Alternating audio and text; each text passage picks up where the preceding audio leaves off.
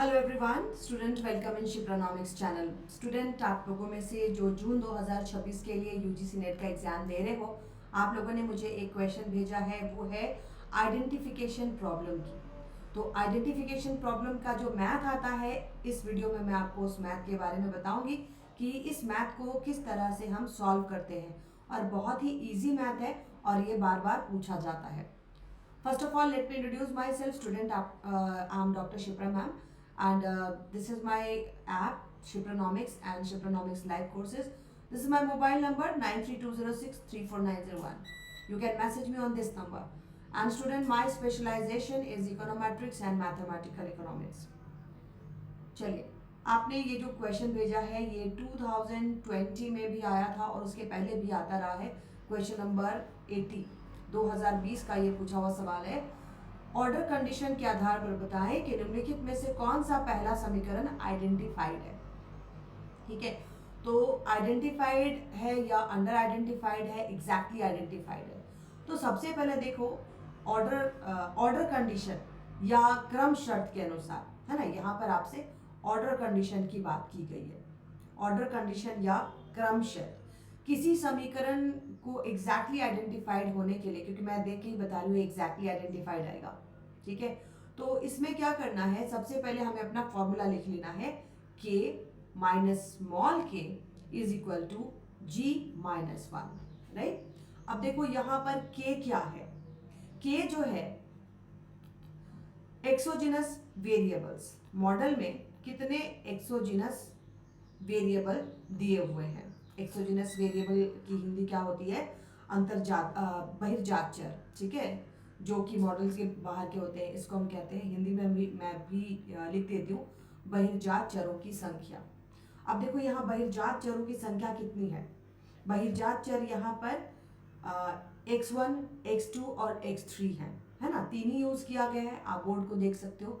तो बहिर्जात चरों की संख्या या एक्सोजिनस वेरिएबल 3 होते हैं, x1, x2 एंड x3। ठीक है, ये आपने लिख लिया। अब बारी आती है स्मॉल के। स्मॉल के क्या है, तो देखो स्मॉल के जो होता है, ये पहले समीकरण में कितने एक्सोजिनस वेरिएबल यूज किए गए हैं। तो फर्स्ट समीकरण देखिए, y1 is equal to 3y2 minus 2x1 plus x2, है ना।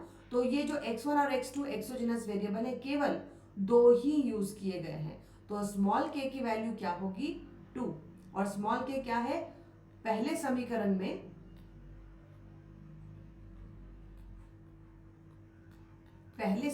में शामिल एक्सोजिनस वेरिएबल। ठीक है, दो यूज किया गया। अब g की वैल्यू क्या होगी, मैं नेक्स्ट पेज पर आ जाती हूं। अब हमें g की वैल्यू निकालनी है। तो g की वैल्यू क्या है, एंडोजिनस वेरिएबल। फर्स्ट इक्वेशन में या फर्स्ट समीकरण में अंतर्जात चरों की संख्या या नंबर ऑफ एंडोजिनस वेरिएबल।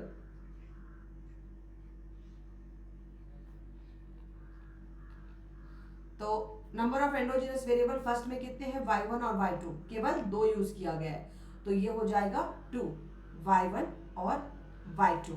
अब इसकी वैल्यू आप रख लो, कैपिटल के मतलब number of exogenous variable minus small के मतलब exogenous variable used in the first equation, पहले समीकरण में प्रयोग किए गए जो एक्सोजिनस वेरिएबल है, बहिर्जात चर है, उनकी संख्या, और बराबर जी मतलब एंडोजिनस वेरिएबल माइनस 1।